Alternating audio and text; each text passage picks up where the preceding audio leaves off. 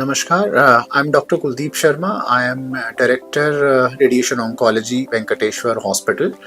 Dwarka, new Delhi. आज हम बात करने वाले हैं कुछ कॉमन गलतियां और मिस्टेक्स जो हमारे स्पेशली इंडियन कैंसर पेशेंट्स करते हैं during their course of journey,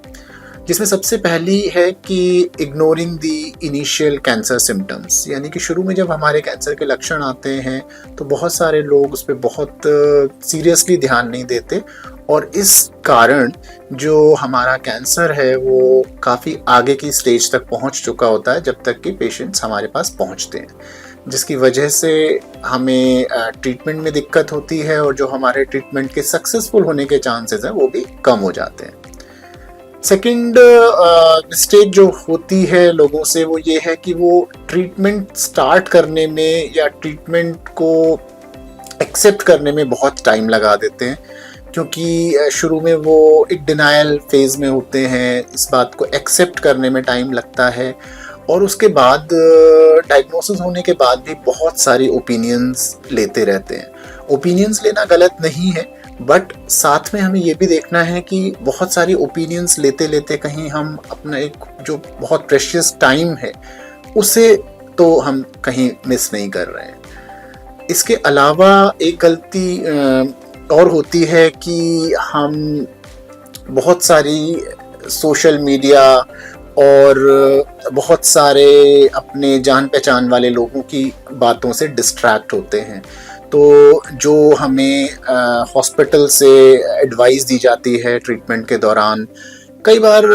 उस एडवाइस को फॉलो नहीं कर पाते हैं पेशेंट, बिकॉज उन्हें ट्रस्ट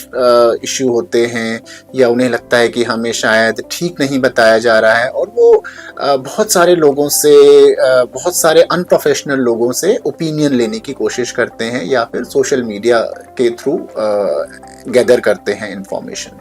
जो कि बहुत सारे केसेस में ठीक नहीं होती और इसका जो परिणाम है वो मोस्ट ऑफ द केसेस में निगेटिव ही रहता है। Another mistake is mixing treatments. So बहुत सारे पेशेंट्स हमारे रेडिएशन या कीमोथेरेपी या सर्जरी के दौरान दूसरी थेरेपीज़ में चले जाते हैं, ऑल्टरनेटिव थेरेपीज़ में चले जाते हैं। तो I am not against the alternative therapies, but उससे प्रॉब्लम क्या होती है कि हमें एज अ डॉक्टर और एज अ पेशेंट ये समझना मुश्किल होता है कि अगर ट्रीटमेंट का अच्छा इफेक्ट आ रहा है तो वो किस वजह से आ रहा है, या फिर अगर कोई साइड इफेक्ट आ रहा है तो वो कौन सी वाले ट्रीटमेंट से आ रहा है। तो वो ट्रीटमेंट मिक्सिंग जो है that is not a correct idea और बहुत सारे पेशेंट हम डेली प्रैक्टिस में देखते हैं, इंडियन प्रैक्टिस में देखते हैं कि ये वाली गलती कर रहे होते हैं। अनदर कॉमन मिस्टेक इज़ कि पेशेंट्स को कई बार इस तरह समझाया जाता है कि भाई जो कैंसर की स्टेज है वो काफ़ी आगे जा चुकी है तो इसमें हम ज़्यादा कुछ नहीं कर पाएंगे, और पेशेंट उसको शायद कई बार इस तरह लेते हैं कि अब इस पेशेंट के लिए कुछ भी नहीं किया जा सकता। तो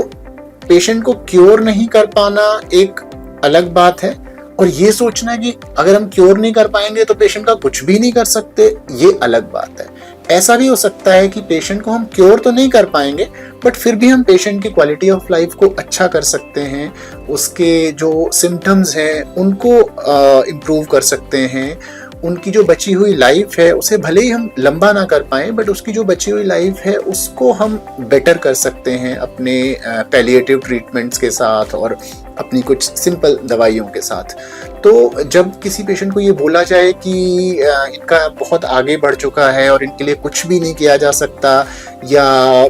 कम किया जा सकता है, तो उस बात को बहुत अच्छे से समझने की ज़रूरत है डॉक्टर्स के साथ, और पूरा टाइम डॉक्टर आपको दें और उसको समझाएं कि वो इस बात से क्या मतलब है उनका।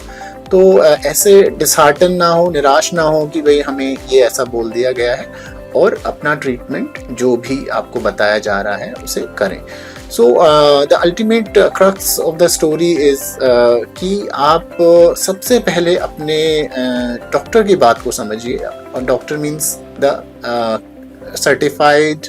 ऑन्कोलॉजिस्ट और द कैंसर एक्सपर्ट। बिकॉज कई बार ऐसा होता है कि कैंसर के बारे में इवन जो दूसरे स्पेशलिटी के डॉक्टर्स हैं वो उतनी अच्छी जानकारी नहीं रखते, तो इस वजह से कई बार पेशेंट्स को कंफ्यूजन होती है। तो आप ये सब मिस्टेक्स ना करें और अपने ट्रीटमेंट को जैसे बताया जा रहा है उसे फॉलो करें और एक हेल्दी लाइफ जीने की कोशिश करें। धन्यवाद।